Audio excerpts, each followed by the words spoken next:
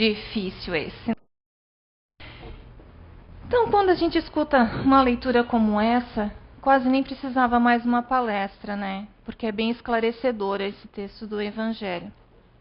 Quando Jesus disse, não julgueis para não seres julgados, ele quis dizer para não condenarmos a criatura, não condenarmos a pessoa e não a atitude dela. Ele quis dizer para que não denegríssemos a criatura. Não condenar a criatura, e sim o mal que talvez ela possa estar causando. Então, reprimir o mal é nosso dever. Censurar o mal também, mas não as criaturas. É através do exemplo que devemos educar. A palavra até convence, mas o exemplo é que arrasta. Então, escutando essas palavras, né, e sabendo e ouvindo ali que devemos ser benevolentes, indulgentes, mas normalmente nós somos mais benevolentes para com os nossos erros do que para com os erros dos nossos irmãos. Normalmente é assim. A gente é muito severo com o erro dos outros. A gente julga muito. A gente aponta muito. E como todo mundo já conhece, mas eu vou contar de novo essa historinha, porque ela representa muito bem o que quer dizer não julgar os outros, que é a historinha da Dona Maria, que ela mudou-se numa cidadezinha e todo dia de manhã ela olhava na janela e via que a vizinha dela lavava roupa e ela criticava. Todo dia ela dizia, meu Deus, que vergonha! Essa nossa vizinha, ela não tem vergonha de estender uma roupa tão suja. No dia seguinte, novamente, tomando café, ela olhava e disse, meu Deus, que vergonha! Temos que ir lá e alguém tem que avisar essa senhora, ensinar ela a lavar roupa. E assim foi dias e dias, a Dona Maria ia lá e julgava a vizinha dela. Isso por vários dias, até que um dia ela não aguentou mais. Simplesmente ela pegou e disse, não, vou ter que falar. Não aguento mais isso, é uma pouca da vergonha. Essa roupa suja no varal, esse lençol todo manchado. Será que não tem ninguém para falar para essa senhora como deve se lavar uma roupa? Pegou e resolveu ir. Quando foi abrir a janela, para surpresa dela, janela emperrada. Ela se assustou. E quando ela botou a mão para abrir a janela, o que ela viu? Que as mãos delas ficaram impressas na janela. Ela olhou, meu Deus, que sujeira. Correu pegar um pano e começou a limpar a janela. O pano ficou muito encardido. E ela continuou a limpar. Para surpresa dela, quando ela terminou de limpar, que ela olhou a janela que estava limpa, ela olhou a roupa da vizinha, estava tudo bem estendidinha, muito bem limpinha, muito bem alva. Aí ela pensou, não era a roupa da vizinha. Ela se envergonhou, era a minha janela que estava suja. E assim normalmente a gente faz, né? Com um monte de coisa. A gente olha pela janela, da nossa janela. Então a gente julga. A gente julga muitas vezes sem saber, né? Assim como a Dona Maria também, né? Nos precipitamos nos julgamentos. Nos precipitamos em apontar o erro do outro. Muitas vezes não paramos e para ao menos pensar assim no que vieram falar com a gente, se é verdade, se aquilo tem procedência. Sempre nos equivocamos quando vamos julgar sem antes olhar, parar e analisar. Kardec perguntou aos espíritos qual o verdadeiro sentido da palavra caridade, conforme entendia Jesus. O espírito respondeu: benevolência para com todos, indulgência para com as imperfeições dos outros, perdão das ofensas. Será que é fácil a gente agir assim? Seria tão simples, né? Uma resposta que é tão, né? Mas não é fácil. Por que que não é fácil a gente agir dessa maneira, sermos benevolentes, indulgentes e perdoamos e sim julgamos os outros? Porque ainda encontra dentro da gente um bichinho que é muito safado. É o tal do orgulho, né? Esse orgulho é o que mata tudo. E difícil ter alguém aqui que possa dizer, levantar a mão e dizer assim: ah, eu não tenho mais esse orgulho. A gente tem. Se for parar e analisar, a gente tem sim. Nós temos a tendência sempre de acharmos que somos as criaturas mais perfeitas da face da Terra, né? Porque quando acontece qualquer coisa, quem erra? Foi você o culpado, não eu. Se eu agi assim com você, foi porque você agiu assim comigo. Já partimos desse princípio, sempre na defesa. Sempre nos defendendo e nunca botando a culpa primeiro nos nossos erros. Sempre os erros dos outros são mais fáceis de ver, né? Normalmente é assim. Jesus adverte também que sempre vemos o argueiro no olho do outro, mas nunca a trave no nosso, né? É sempre mais fácil, né? Então a gente sempre tem uma visão do outro, mas a gente não enxerga a trave que tem nos nossos olhos. Então como é que a gente vai tirar uma conclusão, vai fazer um julgamento de uma pessoa, se realmente a gente tem algo na frente dos olhos? Se a gente tem a tal janelinha suja, que na nossa visão, ela é limpa. Mas quando a gente resolve dar uma limpadinha, daí a gente para e vê que ela não está tão limpa assim. Que a gente julga sim, que a gente julga sem pensar, que a gente critica, né? Então o que a gente deve fazer para a gente ter, né? Para sermos mais benevolentes, indulgentes com os erros dos nossos irmãos? Como a gente deve agir para conseguir isso? Né? Porque já que se a gente é tão errado, o que a gente tem que fazer para melhorar isso? O que a gente tem que fazer? Antes precisamos ter consciência dos nossos defeitos, das nossas dificuldades, dos nossos erros, nos julgar. Antes de julgar o outro, de falar mal, ou de falar uma coisa, ou de querer dar um conselho para alguém, ou mesmo fazer um julgamento, porque isso normalmente a gente nos pega fazendo, né?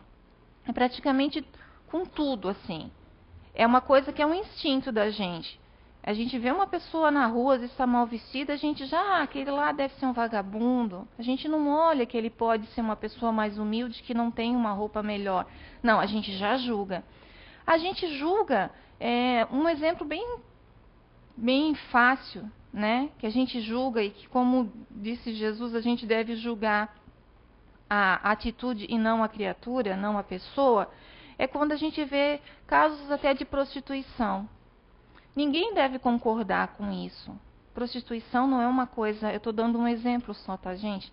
Não é uma coisa certa, mas a gente não deve julgar quem está se prostituindo, porque a gente não está no lugar daquela pessoa.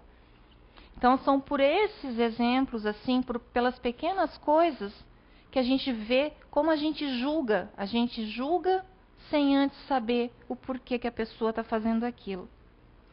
E quando a gente começa a nos analisarmos, a ver os nossos defeitos, as nossas deficiências, a gente começa a ter condições de olhar para o outro sem a nossa trave no olho. Porque não somos iguais. Tem muitos aqui que ainda não escutaram, não ouviram falar, porque são novos, estão vindo pela primeira vez, mas muitos de vocês já ouviram falar nessa ferramenta. Então sabe que todos nós temos as dificuldades e temos as nossas qualidades. Mas como é que a gente vai julgar todo mundo igual, se só por ali, cada um tendo um grupo de comportamento, tendo uma forma de pensar e de ver, como é que a gente vai julgar? Se quem é emocional age de um jeito, quem é teórico age de outro e quem é ativo age de outro. Só aí já dá uma palestra para se pensar, para a gente não julgar os outros. Para a gente primeiro ver como a gente é. Ah, eu ajo assim. Então por que eu estou julgando aquele se aquele lá ele é diferente de mim? É assim que a gente começa a melhorar, a não julgar. A gente consegue assim a ter uma análise mais real. Encarar mesmo. Parar e pensar. Sabe? Quais são os meus erros? Quais são os meus defeitos? Como é que eu vou conseguir botar em prática a minha mudança? Mas verdadeiramente, lá dentro, aí a gente vai descobrir que não é o ser mais perfeito da Terra. A gente vai descobrir que a gente é uma coisa muito feia. Aí temos que ter mais esse cuidado. Por quê? Porque é nessa fase que a gente para e analisa, que a gente descobre que a gente não é o ser perfeito, o que acontece? A gente começa a se vitimizar. Ah, eu sou uma porcaria mesmo? Não adianta eu fazer nada para melhorar. Aí a gente começa a entrar numa zona de conforto pra gente, por quê? Porque a gente não quer assumir que somos uma porcaria, mas que podemos melhorar. Podemos botar em prática o que a gente está aprendendo. Podemos botar em prática no nosso dia a dia. É só não cruzar os braços e esperar que o outro faça, que o outro mude. Nós temos que mudar. Porque a gente tem essa doutrina maravilhosa. A doutrina espírita é uma coisa que traz para nós o equilíbrio. Tudo tem um equilíbrio. Nada pode ser... Tudo que é demais é veneno. Até um remédio que é demais, ele se torna um veneno. Um veneno, numa dosagem boa, ele se torna um remédio. Então o que a gente tem que fazer? Não adianta chorar pelo leite derramado, pelos nossos defeitos de antes, pelos nossos julgamentos que a gente já fez no decorrer da nossa vida. O que tem que fazer? É esquecer aquilo, aprender com o que a gente errou e levar para frente. É começar a botar em prática tudo o que a gente aprendeu. Isso requer o quê? Esforço, determinação, disciplina. É uma coisa que é todo dia. Todo dia a gente tem que... Todo dia a gente vai dar uma deslizadinha. Todo dia a gente vai se pegar julgando, seja em casa, seja no trabalho, seja na rua, seja um amigo, seja um irmão. Mas todo dia a gente vai pegar fazendo isso. Mas se a gente pegar e já ter essa consciência de nós termos feito a nossa análise e ter visto que a gente não é esse ser perfeito que a gente imagina e que a gente julga muitas vezes, a gente acaba muitas vezes magoando, prejudicando uma pessoa pelo nosso julgamento. A gente acaba falando mal dela, a gente acaba criando uma situação e a gente nem sabe se aquilo é verdade. Então é o nosso orgulho, às vezes, que está ali, o nosso orgulho ferido. E quando a gente começa a melhorar, botar isso em prática, a gente vai ver que é o nosso orgulho, a gente vai parar, vai dar uma... Vai parar, não, realmente, primeiro eu vou ver, eu não vou julgar. Primeiro eu vou ver o procedimento daquela pessoa, eu vou analisar o porquê que levou ela a fazer aquilo. Isso não significa que a gente tem que ser conivente com as coisas erradas. Porque muitas vezes nós dissemos isso, né? Ah, mas eu não estou julgando, eu só estou comentando. Sim. Quando a gente faz um comentário, ou quando a gente chega para a pessoa e você vai dar um conselho sem o julgamento, e você vai dizer para aquela pessoa, ó, fulano, o que você está fazendo não está certo. Isso não se deve fazer. O que você está falando daquela pessoa não está procedendo. Mas você não está julgando ela, e sim a situação que ela está criando. Então você fazendo isso, é o nosso dever fazer isso. Porque a gente não está aqui aprendendo à toa. Algum motivo tem, a gente tem que se melhorar. Tem que melhorar a terra. Tem que melhorar. A terra é um hospital e é uma escola. Um hospital por quê? Porque somos doentes ainda. E é uma escola por quê? Porque estamos aqui para aprender. Não é, se não for nessa encarnação, vai ser na outra? Então, para que deixar para outra? Se a gente pode aproveitar bastante coisa agora, não julgando, tentando compreender as situações.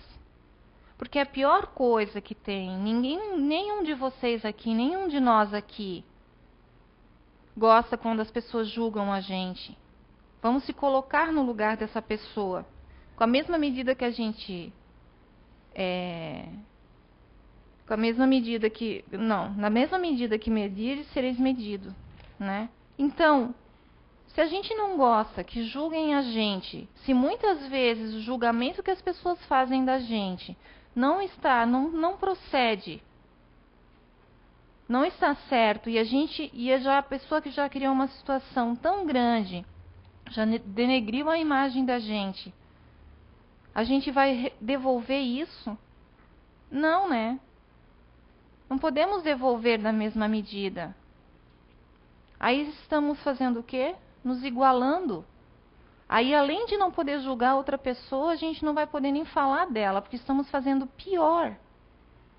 Se estamos sentindo na pele o julgamento da pessoa e não estamos gostando, por que a gente está fazendo isso com o outro?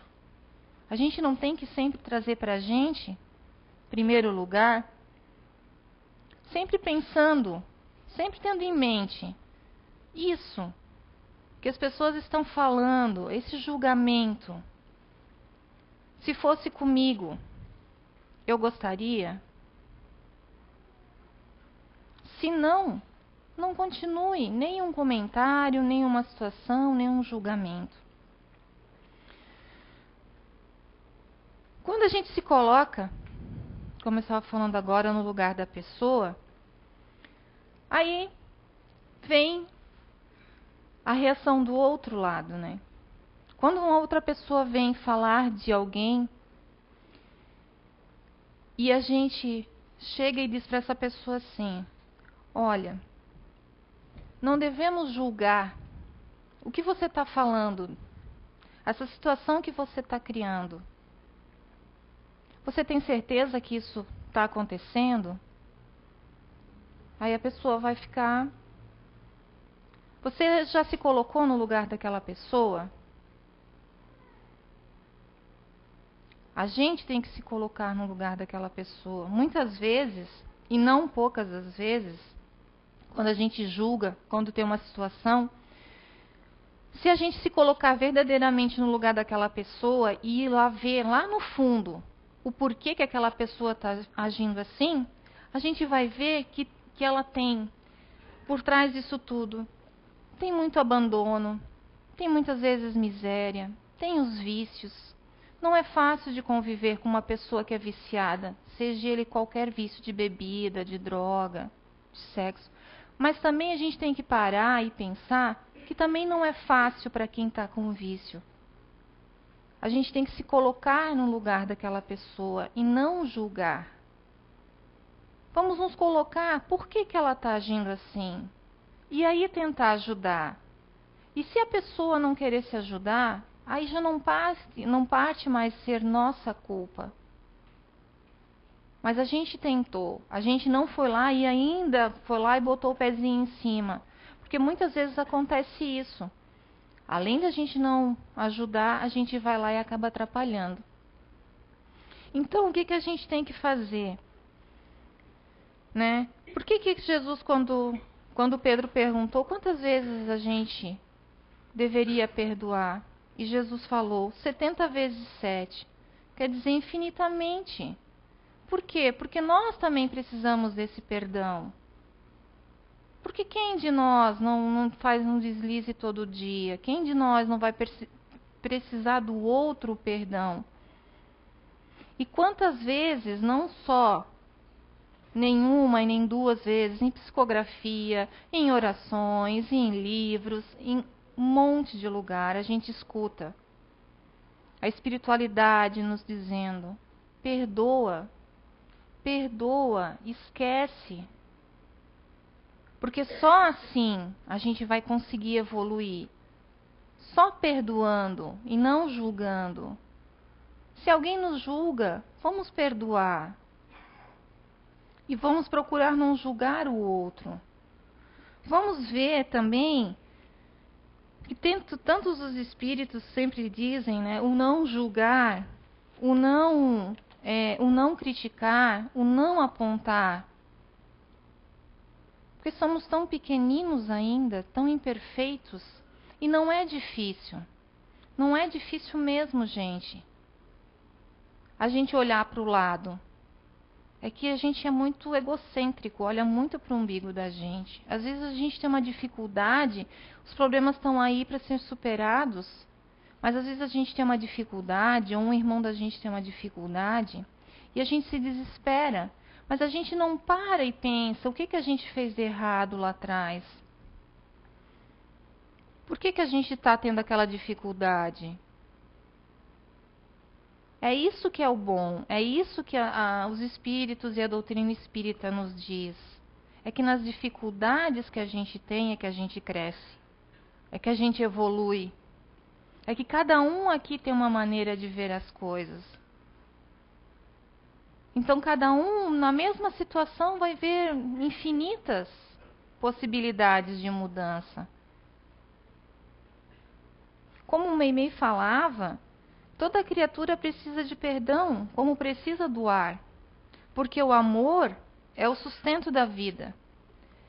E o bálsamo do perdão anula o veneno do ódio.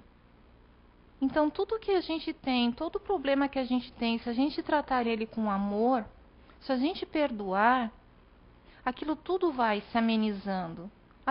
Eu acho que até o nosso pior inimigo, ele começa a perder força a partir do momento que você olhar para ele, que você realmente ter esse sentimento, você está vibrando o amor e o perdão, ele vai perdendo a força. Porque todos aqui somos diferentes. Como que a gente vai conseguir a benevolência, o perdão, o não julgamento? Se principalmente a gente não nos esforçar para nos melhorar. Porque ninguém foge da lei da ação e da reação, ninguém foge da lei da causa e efeito. Porque a gente sabe, tudo que você plantou, você vai colher. Então, se você está plantando o julgamento, e se alguém vem julgar você, você não vai poder reclamar. Porque todos nós aqui temos uma visão diferente, como eu já falei. Então, antes de julgarmos uma pessoa, antes de efetuarmos qualquer comentário, a gente deve fazer o seguinte: passar, que seja um julgamento, que seja um comentário, que seja uma situação, passar pelas 3 peneiras que Sócrates ensinou. Fazemos como? A primeira peneira é da verdade. Ah, como é que eu vou fazer isso? Quando tem um julgamento, quando tem uma fofoca, quando alguém vem contar alguma coisa, você vai analisar. Ela vai passar pela peneira da verdade. Isso é realmente verdade? Você vai até perguntar para a pessoa. Você analisou e você foi buscar, isso é realmente verdade? Se ela disser, ah não, eu escutei falar. Então ela já não passou por essa peneira. A segunda peneira é da bondade. O que a gente vai fazer? Vai parar e analisar. Tá, isso que você vai me falar, isso que você está me falando, isso que você está contando, essa situação, se fosse comigo, eu iria gostar? Se a resposta for não, ela não passou pela segunda peneira. Aí vem a terceira peneira, da necessidade. Isso tudo que está acontecendo, esse julgamento, essa crítica, essa situação, ela vai ajudar alguém? Ou me ajudar, ou ajudar a pessoa? Não. Ela vai resolver o problema de alguém? Não. Ela vai melhorar algo? Não. Então ela não passou pela terceira peneira também. Então sabe o que você faz? Fecha a boca, enche ela de água, né, como diria André Luiz, enche ela de água, vai para casa e vai pensar. Porque se ela não passou nessas 3 peneiras, gente, a gente não tem necessidade de falar, de julgar. Porque daí é uma coisa que se não está fazendo bem para ninguém e nem pra gente.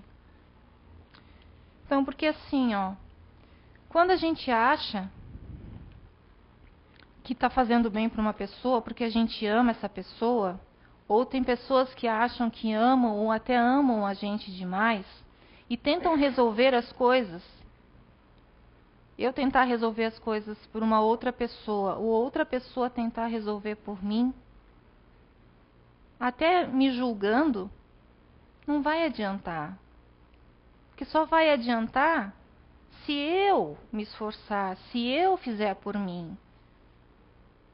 Não adianta vocês todos aqui vir e fazer dar um benefício para mim, se eu não tiver o merecimento, se eu não tiver preparada ainda para passar. E não adianta a nossa vontade aqui de que cada um de vocês melhore se vocês não se esforçarem. O máximo que vai acontecer é a gente poder fazer uma oração que vai chegar até vocês se vocês tiverem o merecimento. Então, para finalizar, eu vou contar uma historinha, é uma lenda, de 7 sábios cegos. Eles estavam numa cidadezinha e começaram a entrar em conflito. 7 sábios cegos e o elefante. Então tinha 7 sábios numa única cidade. Aí o rei já não sabia mais o que fazer. Porque um vinha pedir opinião para um, o outro vinha para outro, e eles começaram a se discutir entre eles, porque assim, não, por que ele está falando com você se eu sou o melhor? Você faz isso, faz aquilo, você não deu o conselho certo. E assim os 7 ficaram brigando. E teve um deles que estava tão revoltado, que pegou e saiu da cidade. Largou os outros 6, porque eles não se definiam quem era o melhor sábio, quem era o que estava fazendo a coisa certa e estava tendo a verdadeira visão. E nisso chegou um viajante com um elefante. Aí o rei pensou, puxa vida, eles são cegos, são sábios, mas nunca viram um animal desse. Então eu vou fazer com que cada um toque, e aquele que definir melhor o elefante vai ser o sábio principal da cidade.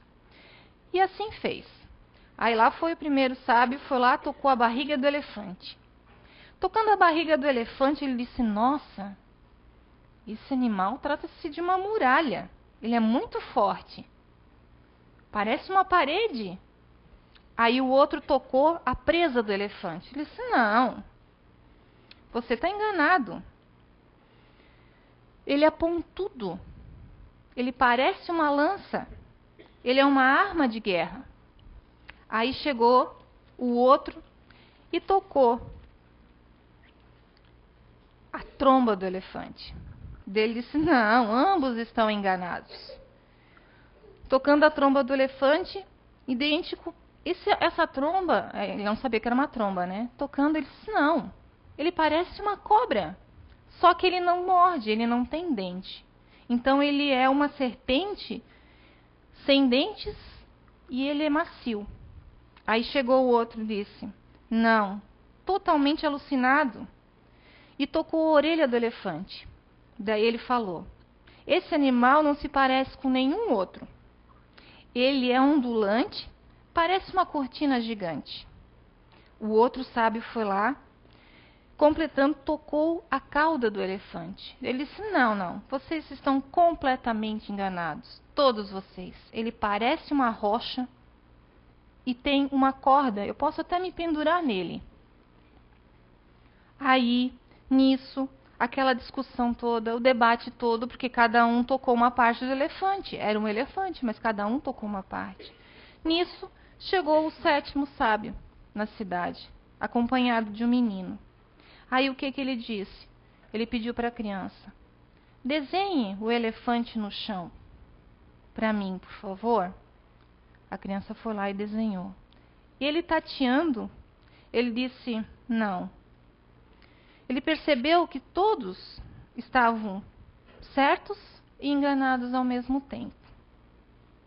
Agradeceu o menino e disse: "Assim são os homens. Se comportam diante da verdade. Pegam apenas uma parte, pensam que é o todo e continuam tolos." Então, que não sejamos mais tolos, né? Vamos analisar, vamos ver a situação como um todo. Vamos tatear essa situação, seja ela qual for, e não julgar uma parte dela. Porque só com o todo a gente consegue, no mínimo, tirar uma conclusão e perdoar os nossos irmãos. Uma boa semana, uma excelente noite do Dia dos Namorados para vocês. Muito obrigada.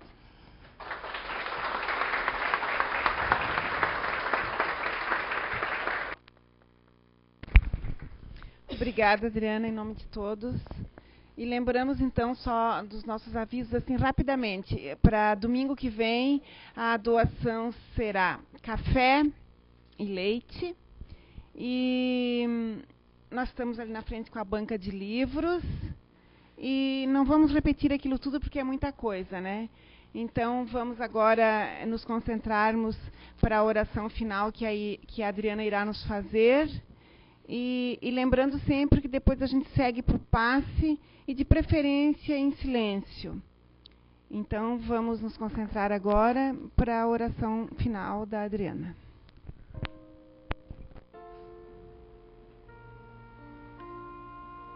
Pai maior, Mestre Irmão Jesus, que possamos nós, hoje e todos os dias que nos convém, deixarmos de ser tolos e, com auxílio de nossos anjos de guarda, pararmos e analisarmos como um todo e não julgarmos.